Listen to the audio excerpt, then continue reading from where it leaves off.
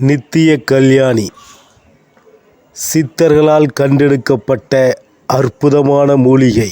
நம் முன்னோர்களால் மறைக்கப்பட்ட அல்லது பாதுகாக்கப்பட்ட ராஜ மூலிகை என்றும் சொல்வார்கள். இந்த அருமருந்தான நித்திய கல்யாணிக்கு சுடுகாட்டு மல்லி, சுடுகாட்டு பூ என்ற பெயர்களும் உண்டு. ராஜநோய் என்று சொல்லக்கூடிய புற்றுநோய்க்கு இந்த நித்திய கல்யாணியே சிறந்த மருந்தாகவும் பயன்படுகிறது.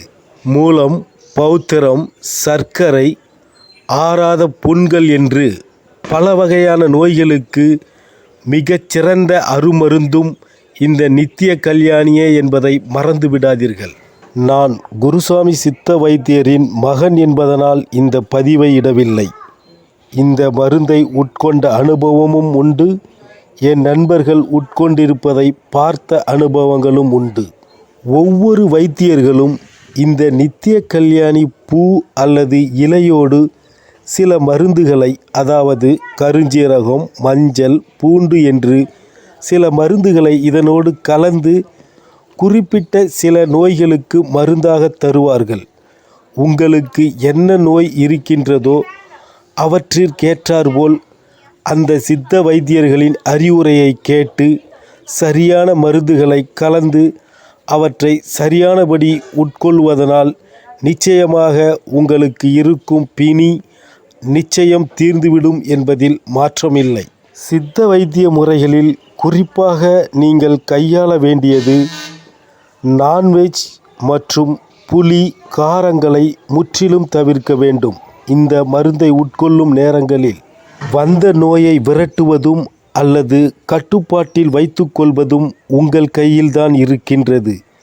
சரியான வைத்தியரை அணுகி சரியான முறையில் மருந்தை உட்கொள்ள பயமின்றி கையாளுபவர்களுக்கு நிச்சயம் இந்த நித்திய கல்யாணி அல்லது சுடுகாட்டு பூ என்று சொல்லும் இந்த ராஜ மூலிகை மிகப்பெரிய மருந்தாகவே பயன்படும் என்பதில் எந்த மாற்று கருத்தும் இல்லை. நண்பர்களே, சரியான சித்த வைத்தியரை அணுகி மருந்து சாப்பிடும் அளவும் மருந்து சாப்பிடும் கால நேரத்தையும் சரியாக கடைபிடித்தீர்கள் என்றால் உங்களுக்கு இருக்கும் நோயை இந்த நித்திய கல்யாணி நிச்சயமாக தீர்க்கும் வல்லமை கொண்டது என்பதை மறந்து விடாதீர்கள். இந்த நித்திய கல்யாணி செடியை பற்றி சிலர் கூறுவது, இந்த நித்திய கல்யாணி செடியானது பெரும்பாலும் சுடுகாட்டு அருகில்தான் வளரக்கூடியது.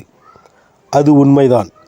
ஆனால் இன்று ஒவ்வொரு வீட்டு வாசலிலும் வளர்ந்து கொண்டிருப்பதை நீங்கள் காணலாம்.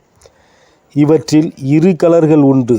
ஒன்று ரோஸ் நிறத்திலும் இன்னொன்று வெள்ளை நிறத்திலும் இருக்கக்கூடியது. வீட்டு வாசலில் இந்த நித்திய கல்யாணி செடியை வைக்க மாட்டார்கள்.